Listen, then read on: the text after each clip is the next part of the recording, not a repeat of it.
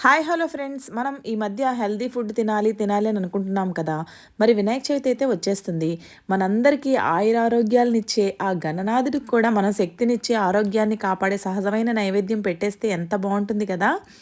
వినాయకుడికి ఉండ్రాళ్ళ పాయసం అంటే చాలా ఇష్టం. అందుకని మనం ఉండ్రాళ్ళనేవి ఖచ్చితంగా చేయాల్సిందే, చేస్తాం కూడా. దాంతో పాటుగా కుడుములు కూడా ప్రిపేర్ చేస్తాము. కుడుముల్లో స్టఫ్‌గా కొబ్బరి, బెల్లం గానీ, కొబ్బరి పంచదారతో గానీ చేసిన స్టఫ్‌ని యూజ్ చేస్తాం కదా.